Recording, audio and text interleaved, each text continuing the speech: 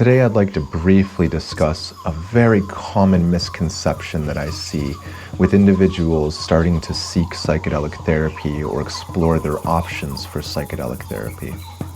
This misunderstanding is one that can prolong our pain and suffering and can also greatly limit our ability to grow and heal through the psychedelic experience. This misunderstanding is that the psychedelic substance itself will directly eliminate our pain, that it will get rid of our emotions that we don't like, our behavioral patterns that we don't like, the perceptions that we have that we don't like, so on and so forth. And the analogy that is often given with this is that psychedelic substances can rewire our nervous system, it can rewire our brain, it can rewire our bodies. And while there is truth in this, we have to be very careful about how we apply that truth. The truth is that we have a tremendous ability to change the way that we relate with our environment. And by changing the way that we engage with our environment, our bodies change in the way that they relate and respond to the environment. So we do directly have the ability to rewire our bodies, but the psychedelic substance is not responsible for that rewiring. One thing that psychedelics are very good at doing is expanding our awareness, particularly of ourself. So it's an inward exploration. We become far more aware of the pain that we're carrying around. We become very aware of our adaptations to that pain. In other words, we can start to open the doors for choice. So the actual rewiring comes from understanding our patterns and our process, understanding the ways that we're wired, so to speak, and then making choices on if we will continue that pattern or if we will choose something new. So the actual rewiring comes through the awareness and practicing choice of creating new patterns. So let me take a few moments to explain how that works. When we go through trauma at an early age, our bodies are developing in relationship to the environment, and that environment happens to be one of trauma. So if we have a very painful environment, one that is isolatory, we're alone, we're disconnected, it's critical, we're always being evaluated and judged, we have expectations for which we have to live up to in order to be accepted, and it's punitive, we're punished, we're disconnected, we're hurt in lots of ways. That's what our body's developing in relationship to. When we're going through that type of trauma, we have very specific emotions, things like anger, fear, sadness, shame.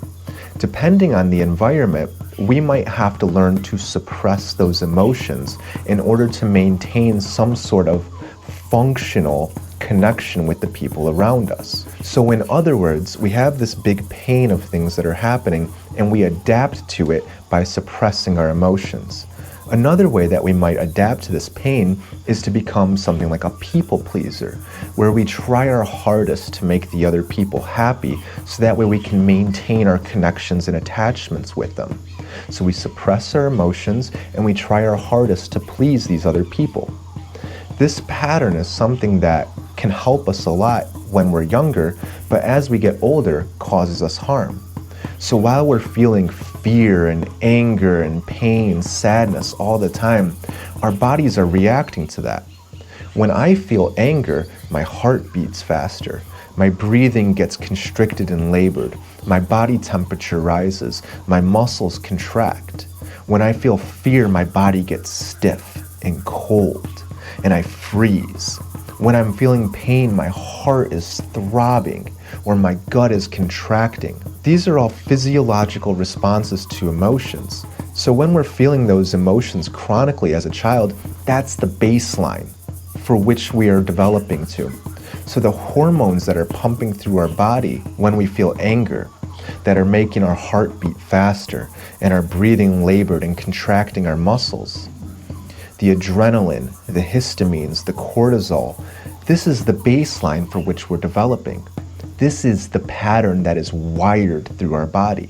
So as adults, if we're continuing this pattern, we might find that we're always tense, that we're always feeling that same constriction, the clenching in our gut, the beating of our heart, the difficulty to breathe. These sensations still live in us, and if we try to figure out how long they've been there, we can almost always trace those back to this early trauma in our life.